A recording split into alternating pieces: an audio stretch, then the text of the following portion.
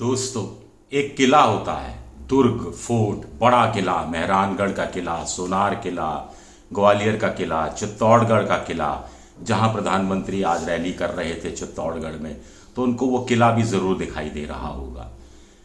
फिर एक गढ़ होता है रियासतों का, छोटी रियासतों के, जहां जो एक तरह से सरदार हैं उन गढ़ों में रहा करते हैं, स्थानीय छत्रप आप कह सकते हैं। तो क्या एक बड़ा सवाल उठ रहा है कि प्रधानमंत्री नरेंद्र मोदी 2024 के अपने किले को बचाने के लिए गढ़ों को यानी विधानसभा चुनाव में बीजेपी को दांव पर लगा रहे हैं। नमस्कार, मैं हूं आपका दोस्त विजय विद्रोही। आप मुझसे जुड़ चुके हैं, इसके लिए आप सबका तहे दिल से शुक्रिया। और अगले 10-12 मिनट में आपसे जुड़े रहने की कोशिश करूंगा। तो प्रधानमंत्री चित्तौड़गढ़ में थे, उनकी नज़र चित्तौड़गढ़ के भव्य किले पर भी जरूर गई होगी, विजय स्तंभ पर भी गई होगी, और उन्होंने अपना भाषण में अशोक गहलोत को ललकारा, तमाम बातें कही। लेकिन एक बात कही कि कोई चेहरा नहीं होगा, चेहरा एक ही होगा बीजेपी का, वो कमल का फूल होगा, कमल का फूल होगा। उम्मीदवार भी कोई नहीं होगा, इंडिविजुअल नाम से उम्मीदवार भी कमल होगा और चेहरा भी कमल होगा, और कमल पर ही बटन दबाना है। लगातार दूसरी बार कही। यही बात वो राजस्थान में कर रहे हैं, यही बात छत्तीसगढ़ में कर रहे हैं, यही बात मध्य प्रदेश में कर रहे हैं, यही बात वो तेलंगाना में कर रहे हैं। ऐसा क्यों कर रहे हैं?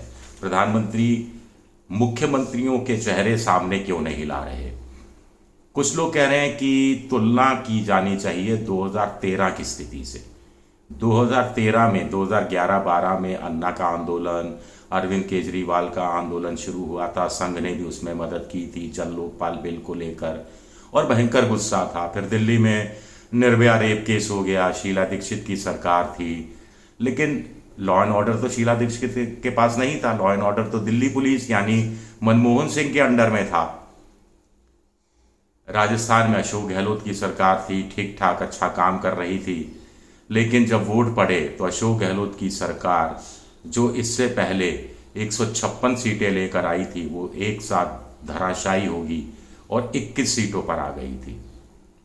इधर शीला दीक्षित की सरकार भी चुनाव हार गई थी और उनका करीब 15 साल का शासन अंत हो गया था। तब अशोक गहलोत ने एक बड़ी मार्के की बात कही थी। अशोक गहलोत ने कहा था कि मनमोहन सिंह सरकार के खिलाफ जो गुस्सा था लोगों का, 2014 में लोकसभा चुनाव होने थे, उससे 3-4 महीने पहले विधानसभा के चुनाव हुए थे दिसंबर 2013 में, जैसा कि अब दिसंबर 2023 में होंगे, और फिर मार्च अप्रैल में लोकसभा के चुनाव 2024 में होंगे। तो अब अशोक गहलोत ने एक टिप्पणी की थी कि दरअसल गुस्सा मनमोहन सिंह सरकार के प्रति लोगों का था, और वो गुस्सा पूरा का पूरा फूट पड़ा, बाहर निकल पड़ा अशोक गहलोत की कांग्रेस की सरकार, शीला दीक्षित की कांग्रेस की सरकार के ऊपर। शीला दीक्षित चुप रही इस मसले पर। उन्होंने सिर्फ इतना सा कहा कि लोग तो सब जानते ही हैं, निर्भया रेप केस हुआ, सब कुछ हमने बड़ी मेहनत से लोगों को पकड़ा, उनको जेल भिजवाया, और जो रेप पीड़ित परिवार था उनकी पूरी मदद की। सोनिया गांधी, राहुल गांधी और प्रियंका गांधी से लेकर प्रधानमंत्री मनमोहन सिंह एम्स के चक्कर काटते रहे, तमाम चीजें की, लेकिन हमारे हाथ में क्या था? गृह मंत्रालय तो केंद्र सरकार के तहत आता है। तो 2013 में क्या हुआ था? लोगों का गुस्सा मनमोहन सिंह की केंद्र की सरकार के खिलाफ था, जो विधानसभा चुनाव में उतर गया, और उससे भी कांग्रेस सबक नहीं ले पाई, और 2014 का लोकसभा चुनाव फिर हार गई, क्योंकि टेम्पो ऐसा बन गया था। तो क्या प्रधानमंत्री नरेंद्र मोदी के मन में यह आशंका सता रही है कि लोगों का गुस्सा उनके प्रति है, उनकी सरकार के प्रति है? जिस ढंग से वो कर्नाटक के विधानसभा चुनाव में निकला, जिस ढंग से वो हिमाचल प्रदेश के चुनाव में निकला, जिस ढंग से वो दिल्ली के नगर निगम चुनाव में निकला, क्या ये डर सता रहा है कि 2013 की तरह 2023 में भी जनता इस तरह का कोई फैसला कर सकती है?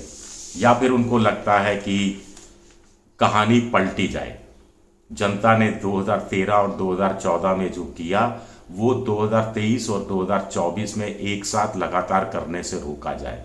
यानी कहीं ना कहीं वो चाह रहे हैं कि उनके खिलाफ जो गुस्सा है वो अभी राजस्थान, मध्य प्रदेश और छत्तीसगढ़ के विधानसभा चुनाव के जरिए निकल जाए लोगों का।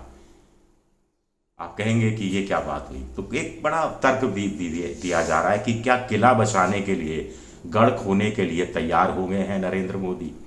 तभी मुख्यमंत्री का चेहरा सामने नहीं आ रहा, तभी स्थानीय छत्रकों की उपेक्षा की जा रही है। अभी एक एबीपी का और सी वोटर का ताज़ा सर्वे आया है जो भी इस तरफ इशारा करता है। लोगों से पूछा गया कि जो सांसदों को टिकट और मंत्रियों को, केंद्रीय मंत्रियों को चुनाव लड़वाया जा रहा है, उससे बीजेपी को फायदा होगा या नुकसान होगा।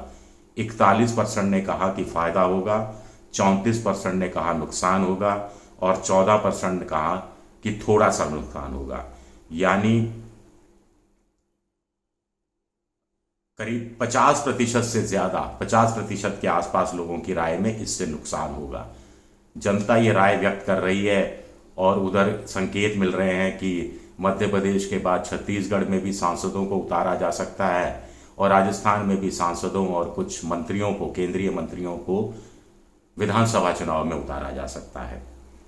एक दूसरा सवाल बड़ा इंटरेस्टिंग पूछा गया कि लोगों से कि क्या उनको लगता है कि सांसदों को चुनाव मैदान में उतारेंगे, मंत्रियों को चुनाव मैदान में उतारेंगे, इससे क्या गुटबाजी बढ़ेगी। तो 41% ने कहा कि हाँ, इससे गुटबाजी बढ़ेगी, 37% ने कहा कि गुटबाजी नहीं बढ़ेगी। तीसरा और एक इंटरेस्टिंग सवाल था कि इंडिया जो पॉलिटिकल फ्रंट बना है उसके जो धड़े हैं वो विधानसभा चुनाव भी लड़ रहे हैं। तो लोगों से पूछा गया कि आपको क्या लगता है कि इंडिया ने एनडीए से मुकाबला करने के लिए, आसान शब्दों में कहा जाए तो राहुल गांधी ने क्या नरेंद्र मोदी का मुकाबला करने के लिए कोई नीति बना ली है।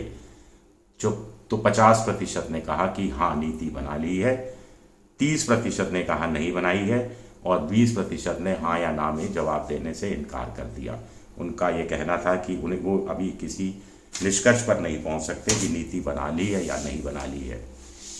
तो अपने आप में बड़ा इंटरेस्टिंग सवाल उठता है कि आखिर ये प्रयोग नरेंद्र मोदी क्यों कर रहे हैं। कुछ लोग कह रहे हैं कि वो परख लेना चाहते हैं कि सांसदों और खासतौर से उनके मंत्रियों के खिलाफ कोई एंटी इनकम्बेंसी है या नहीं है। अगर ये छोटा सा एकदम सैंपल सर्वे होगा, एक रिहर्सल टाइप होगा लोकसभा चुनाव का, ताकि उस हिसाब से वो 2024 के लोकसभा चुनाव के मद्देनजर अपनी नई रणनीति पर अमल कर सकें कि अगर ये नेता, केंद्रीय मंत्री, इनको कठिन सीटें दी जाएंगी, ऐसा मोटे तौर पर माना जा रहा है, या अपेक्षाकृत बहुत सरल सीटें नहीं दी जाएंगी, और वहां पर परखा जाएगा कि आखिर ये अपनी सीट जिताने में और आसपास की सीट जिताने में कामयाब होते हैं या नहीं। क्योंकि देखिए, लोकसभा का जो सदस्य है या केंद्रीय मंत्री है, वो जिस लोकसभा सीट का प्रतिनिधित्व करता है उसके अंडर में 5, 6, 7, 8 अलग अलग राज्यों के हिसाब से विधानसभा सीटें आती हैं। तो इस बहाने परख हो जाएगी और मोदी के लिए आसान हो जाएगा तय करना कि एंटी इनकम्बेंसी मंत्रियों के खिलाफ है तो क्या वो ताबड़तोड़ अंदाज में मंत्रिमंडल में फेरबदल कर सकते हैं या फिर टिकट देने की स्ट्रेटजी को चेंज कर सकते हैं। उनके पास वक्त होगा तो वो आजमा रहे हैं और उनको लगता है कि गुस्सा निकल जाए राज्यसभा, विधानसभा चुनाव में मध्य प्रदेश में शिवराज सिंह हार जाएं, राजस्थान में नहीं जीते, छत्तीसगढ़ में तो जीत ही नहीं रहे, कुल मिलाकर दांव पर तो विधानसभा का एक राजस्थान ही है जहां जीत की संभावना बीजेपी की ज्यादा है। तो उस पर भी क्यों ना दांव खेला जाए और लोगों का गुस्सा निकलने दीजिए। एक बार गुस्सा निकलेगा फिर मोदी जी नए अवतार में आएंगे, फिर राम मंदिर का मुद्दा जनवरी में आ जाएगा, राम मंदिर का भव्य उद्घाटन होगा, उस बहाने हिंदू वोट बैंक को एकीकृत करने की नए सिरे से कोशिश होगी। फिर बजट आ जाएगा, बजट बड़ा लुभावना पेश कर दिया जाएगा, किसानों की सम्मान निधि 6,000 से बढ़ाकर 10,000, 12,000 रुपये कर दी जाएगी, बेरोजगारी भत्ते जैसा कोई प्रावधान कर दिया जाएगा, कोई और एक नया शगुफा, नया जुमला पेश कर दिया जाएगा, एक बड़ी पिक्चर पेश कर दी जाएगी। आयुष्मान योजना का विस्तार पूरे 140 करोड़ भारतीयों के बीच में कर दिया जाएगा या कुछ इस तरह के और लोक लुभावन, लोक कल्याणकारी फैसले और कर दिए जाएंगे ताकि वोटरों को अपनी तरफ से आकर्षित किया जाए और ये मैसेज जाए कि देखिए, विधानसभा चुनाव में आप लोगों ने मोदी जी को हरा दिया और मोदी जी अब इससे हार से सबक ले रहे हैं, वो सीख गए हैं, उनको समझ में आ गया है और वो जनता की नए सिरे से सेवा करने के लिए तैयार हैं, तो 5 साल का मौका और दिया जाए। तो क्या प्रधानमंत्री भी इसी बारे में, इसी लाइन पर, इसी ढंग से सोच रहे हैं? मेरा व्यक्तिगत ख्याल है कि ऐसा होता नहीं है। कोई भी प्रधानमंत्री, कोई भी पार्टी, कोई भी चुनाव जीतने के लिए लड़ती है, हारने के लिए नहीं लड़ती है। जहां वो हार रही होती है तो उसको जीत की संभावना के लिए प्रयोग करने पड़े तो वो प्रयोग करने पर उतरती है, जैसा कि सांसदों को, मंत्रियों को टिकट देकर वो प्रयोग करने की सोच रही है, या चेहरे सामने नहीं रखकर एक प्रयोग करने की सोच रही है। अब आप चाहें तो इसको जोड़ सकते हैं इस रूप में कि क्या किला बचाने के लिए, गढ़ दाव पर लगाने के लिए मोदी तैयार है।